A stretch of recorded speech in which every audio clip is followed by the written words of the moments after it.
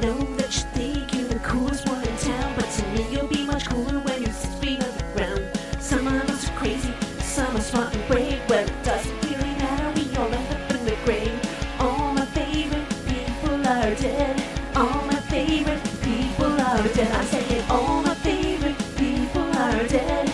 All my favorite people are dead. All my favorite people are dead. All my favorite people are dead. Well, hello there, breathers. And welcome back. To another Interesting. evocative. Cold. Ooh, cold. Cold. Ooh, Cold, like refrigerator cold. Ooh. Yeah. Episode.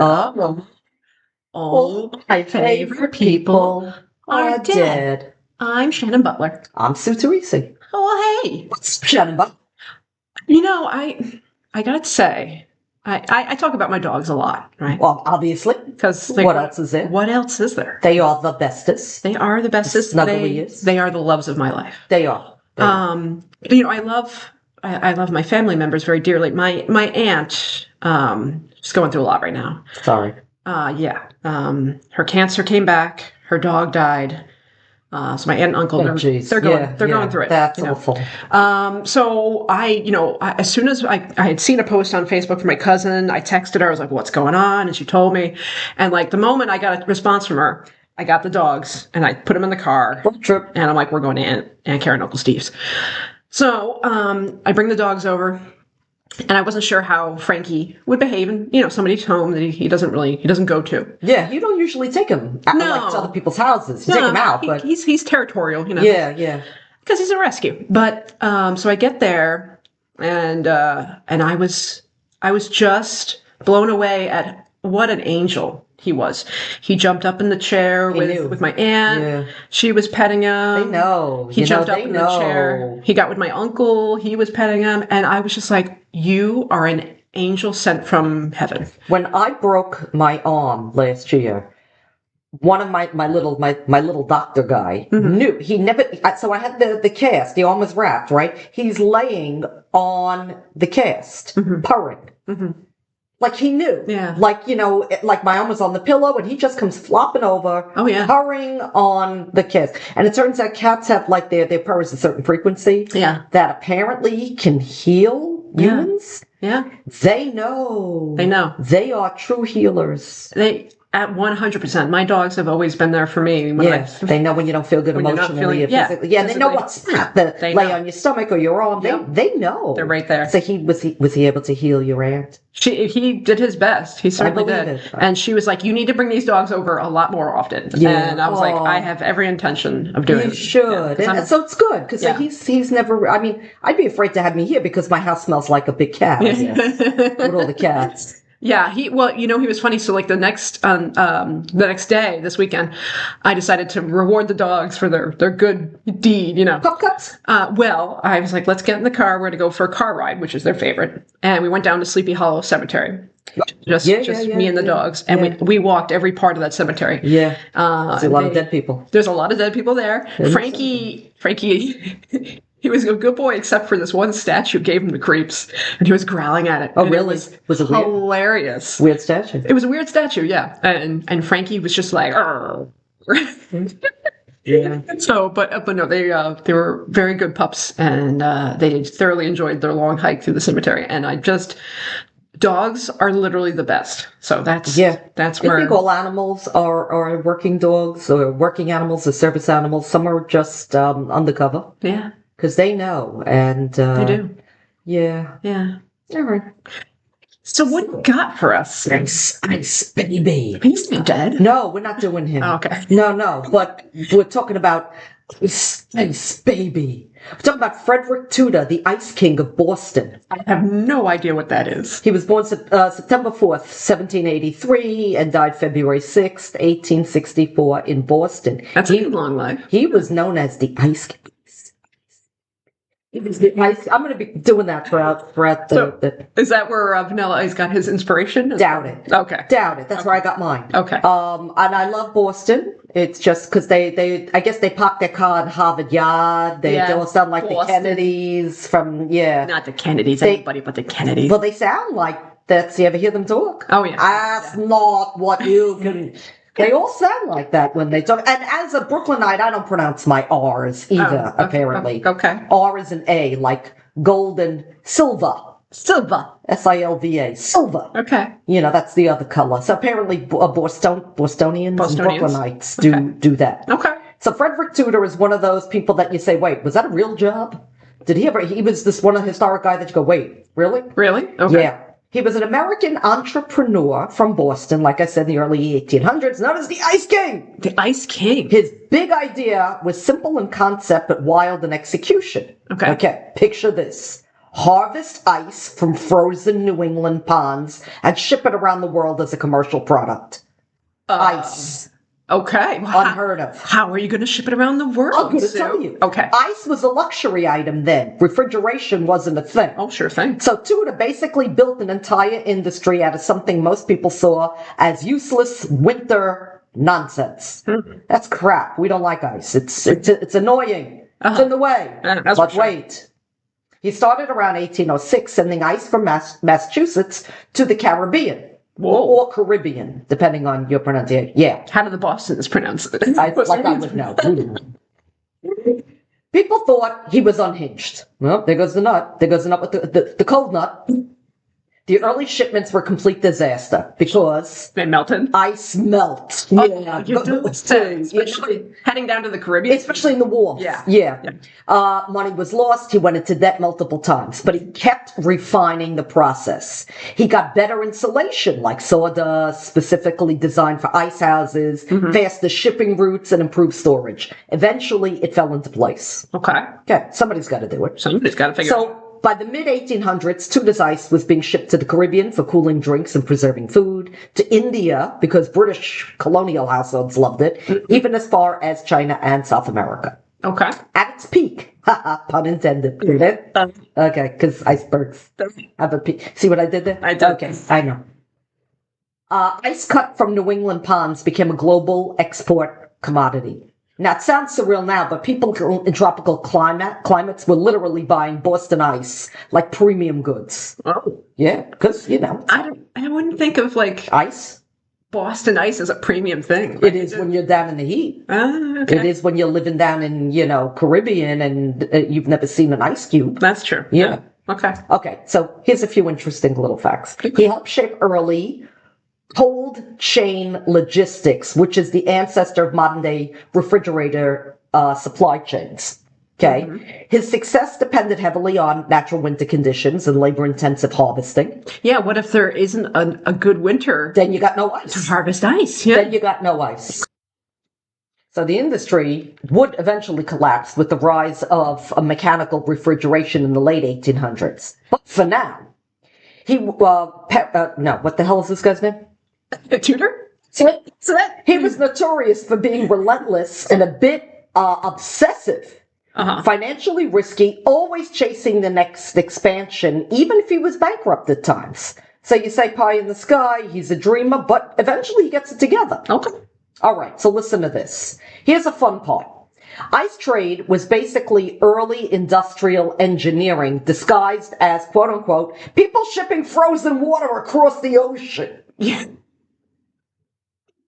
So here's what they did on long voyages. Sawdust is good insulation. It's insulation gold. Sawdust. Who knew? Did you know that? I did know that. Well, I didn't know that. Well, no, the only reason I know that is because when I worked at a historic site, they used a lot of sawdust. Well, no, we had an original ice house on the property. Oh, how cool is that? And so, like, we talked about how, they would throw the ice was down in the ground where it was a little bit colder anyway. Right. And then you threw in the sawdust and stuff. And that's like gold. That's insulation. It works. Good to know. Yep. But the main trick is using sawdust. Fresh cut ice blocks were packed tightly in insulated holes and surrounded by sawdust, which at that time acted like cheap, super effective insulators. Yeah. Because it slows the heat transfer a lot, and it's abundant from lumber mills in New England. Sure it is. Okay. Mm-hmm. Think of it like Victorian era styrofoam, except messy and woody.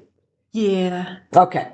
So ships were specifically modified with double wooden hulls, thick insulation layers, sealed cargo holds. I mean, this is an expensive endeavor. Yeah, that's why you went bankrupt. Yeah. They weren't refrigerated, just really, really good at not letting the heat in. Okay. Okay. All right. So bigger blocks melted slower.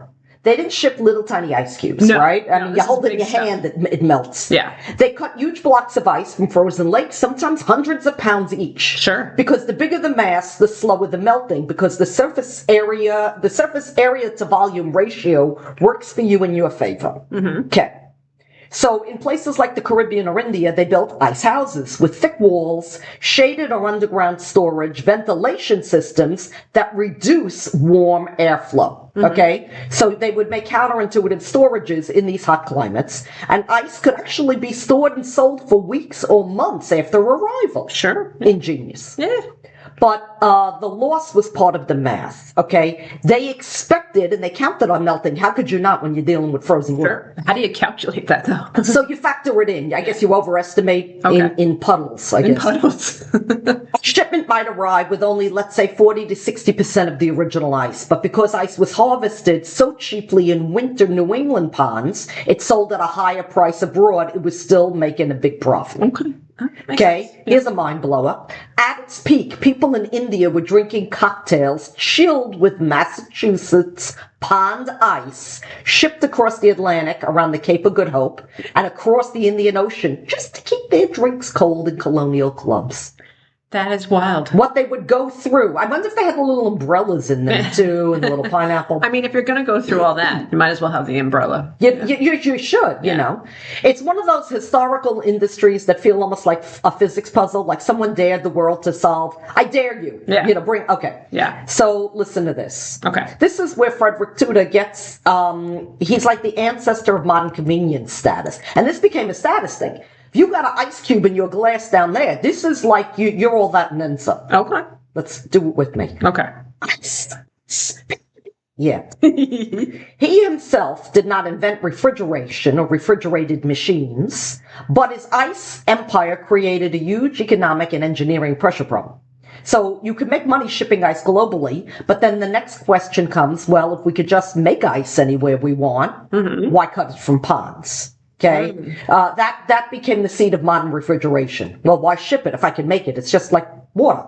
Okay. Do you have water? That's the recipe. Okay? Okay. So it becomes an indirect ripple effect. By the late 1800s, a few things in Tudor's industry helped set into motion global expectation of cold storage. People were getting used to chilled beverages, preserved food, and cold transport. Once demand existed, now inventors had a reason to solve the no natural ice problem. You don't have to live in Boston, you'd have for frozen water. Cold chain logistical thinking. So Tudor's system gives birth to harvest of ice, gives birth to insulation, to shipping, to distribution.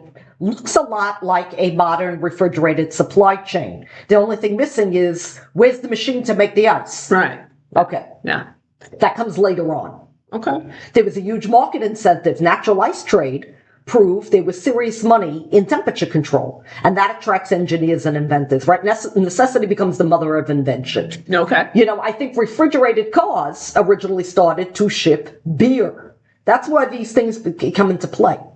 So you'll get inventors like Frederick McKinley Jones and companies that would become later giants, like something called Carrier. You ever hear of them, right? They built systems that compress gas, absorb heat, and created artificial cooling. Carrier, like the air conditioner people. Thank God for them. I grew up without air conditioning. Yeah, It wasn't fun. No.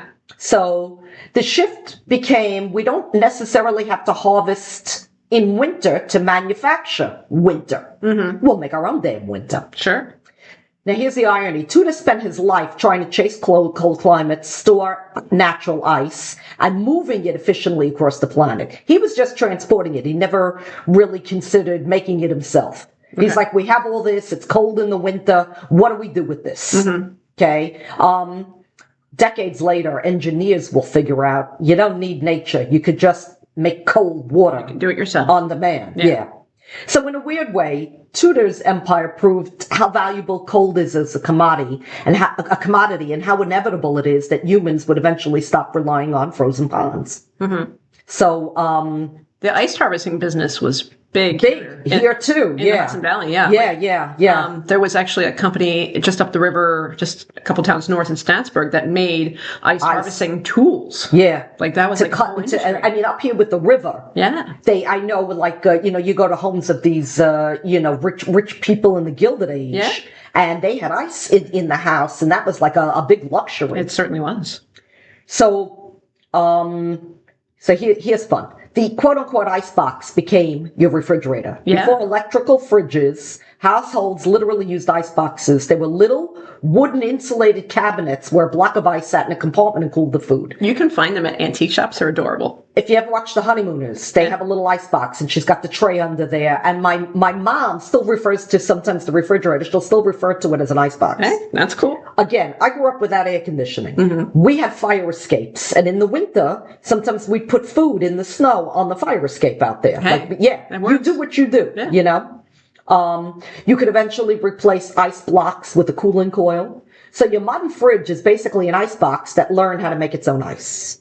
Yeah. Sawdust turned into the modern insulation thinking. Think back, remember we talked about sawdust? Yeah. And how Tudor ships use sawdust to slow melting?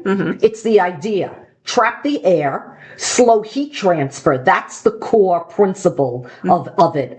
Use wall insulation in homes, refrigerated trucks, coolers, and thermal packing. Even more advanced, like space shuttle insulation. More advanced levels. You just swap out the sawdust for foam, fiberglass, or vacuum layers. Okay? Very simple. Yeah. But it started with sawdust, but the idea remains the same. So Tudor didn't just ship ice. He accidentally built the blueprint for modern logistics. Harvesting, storing, transporting, distribution, preserving the freshness. Man, look at the mutton chops on this guy. Yeah. Oh, you see him? Yeah. Yeah. I just had to look up a picture of him. I'm like, what is this guy? I was like, he looks like the Ice King. He looks cold. Cold. Yeah. The eyes. So we use these structures now for vaccines, fresh produce, seafood, pharmaceuticals. So when your grocery stays cold from farm to fridge, that's the origin of ice's DNA. Think of ice cream and frozen foods because of him.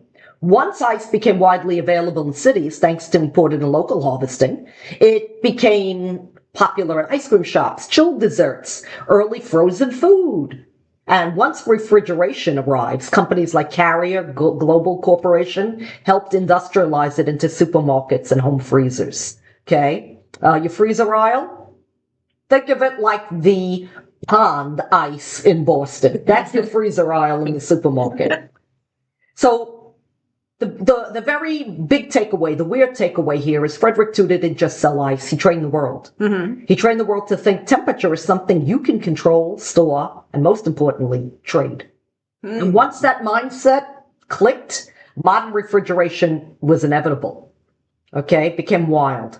It's one of those histories that feel almost modern for how old it is. The cool, get it? Cool thing is that Tudor wasn't just quote-unquote lucky with ice. He was experimenting in real time with problems we deal with today. Storage, transport efficiency, spoilage, even global demands for comfort. But he did it with frozen ponds instead of machines and data. I mean, it's crazy when you think about how, when you think about like a sundial or an abacus. Yeah. Compared to today's, clocks. I think it's a really good thing. He kept going bankrupt more than once. Did that stop him? No. He didn't glide into success by any means. He lost a lot of money on early ice shipments to the Caribbean. He got stuck with melted cargo when no one wanted to buy it. He ended up in debt so severely that he was basically financially wiped out at some points of his life. But yet here he goes.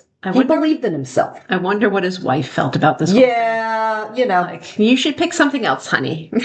But I want ice in my drink because it makes me look cool. Well, sure. He just kept saying to himself, I'm going to do it, and I'm going to do it better. All right. He improved insulation methods, packing the sawdust tighter, built better ice houses abroad, easy for you to say. Speed up shipping logistics. Yeah. And he expanded into new markets like India and South America. He's not trying to sell, Inuit people ice in the winter, Right. He wouldn't stop at failure. He became almost obsessive. he was like measuring melting almost like a scientist. That's wild. Isn't it? Yeah. Redesigning storage, negotiating shipping routes like a modern supply, like paying the captains, I guess, to go faster, to get it there faster.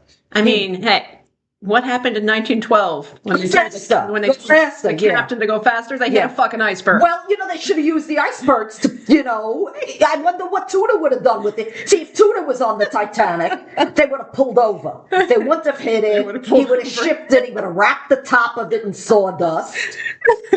That's what I think. But Tudor was engineering a global system.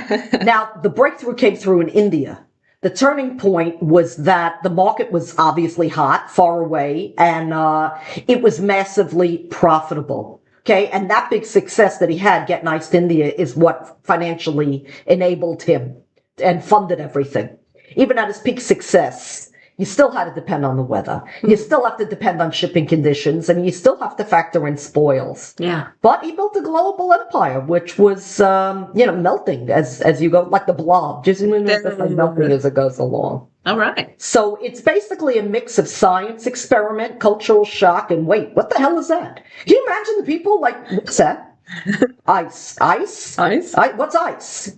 I mean, I have friends in Florida who've never seen snow. It's insane, right? That's wild to me, yeah. So when his ice first arrived in the Caribbean, most people had never seen ice in the 1800s. It's crazy. We take it for granted. Yeah, when it was unloaded, people were like, that's great. What the hell is that? But what do I need that for?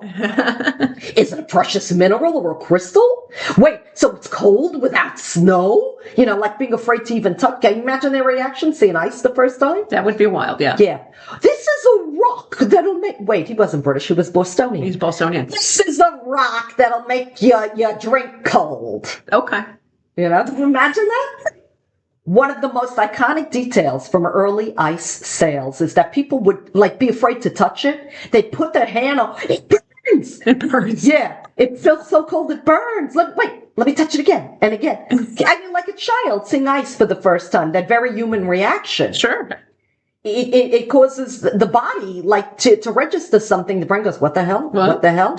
But then they got hooked on it. Yeah. Sure. Once their water and their frozen drinks and everything and their alcohol especially got served with ice, it became the instant luxury status. Nobody's going back. It's not just refreshing. It's modern. It's magical. Now I really want some ice cream, though. I can get you some. In British colonial settings in India especially, ice drinks became all the rage. It equaled sophistication in social spaces.